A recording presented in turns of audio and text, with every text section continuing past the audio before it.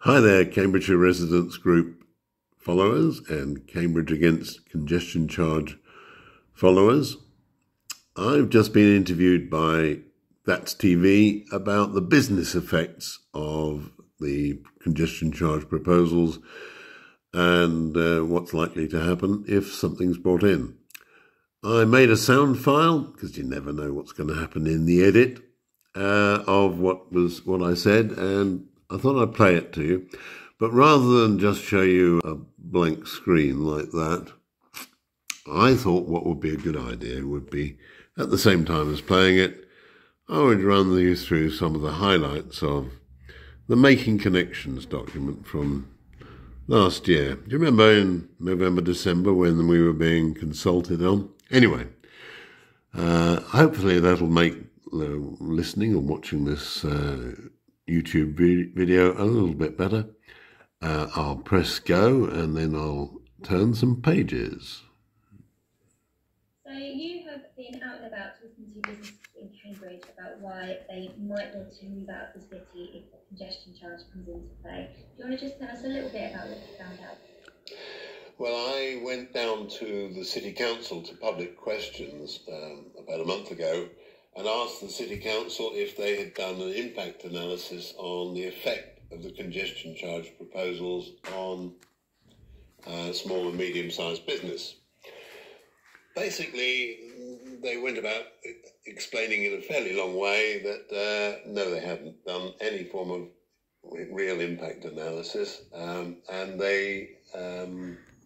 so I set about doing my own version, a slightly unscientific version of literally knocking on people's doors, independent small businesses, small traders, market stall holders, all sorts of people, and interviewing them using my phone, which seemed to work quite well. I've got a compilation of around about 20 of those interviews now from all over the city, geographically in the centre, some on the outskirts.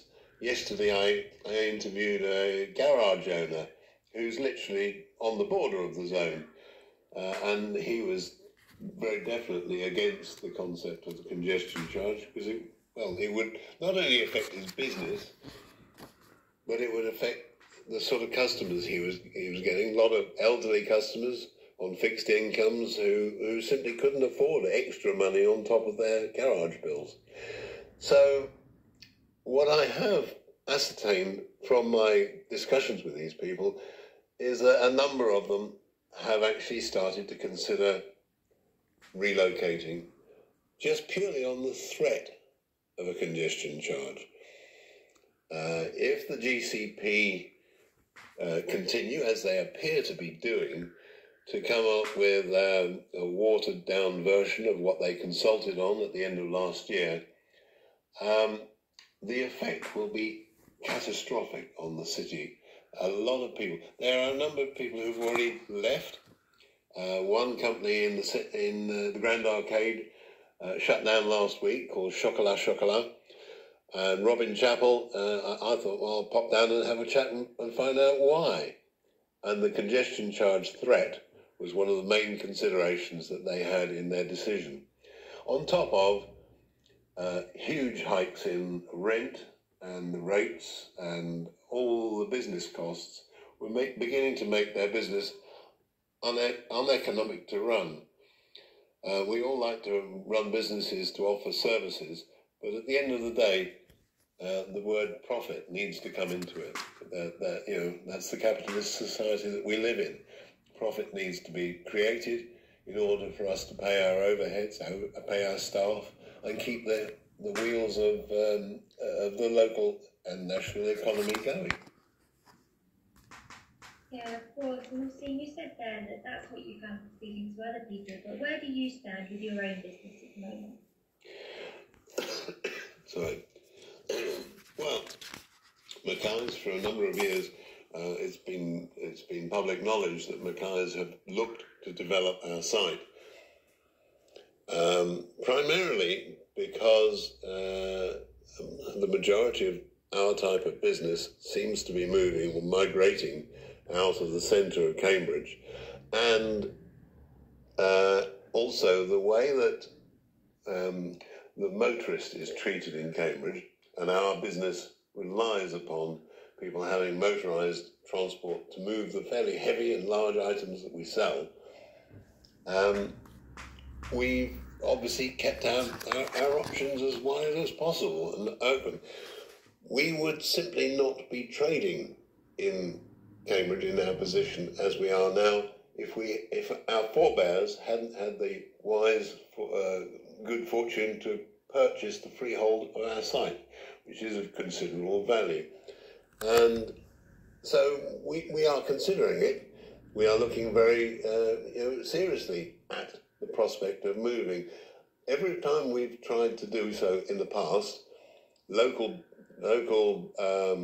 residents groups have protested as loudly as possible, which is lovely because they obviously like us being there, and that's the reason they're protesting. They don't want us to move.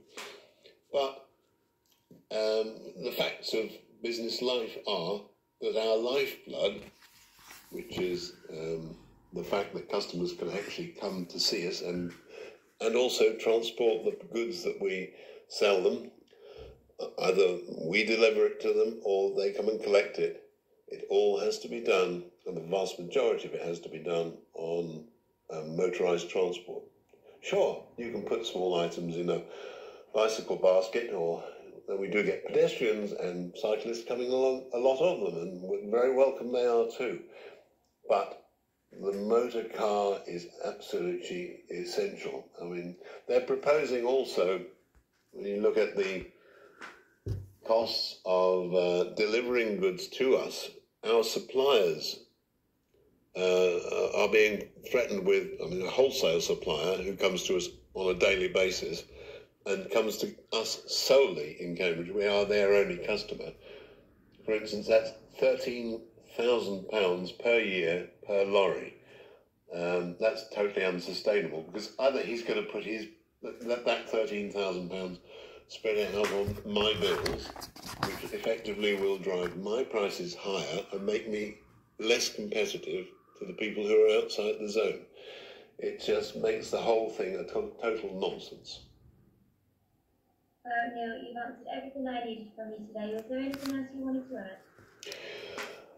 Well, I just feel that people, the council, basically need to listen and go out and do the sensible thing. Do what I've done.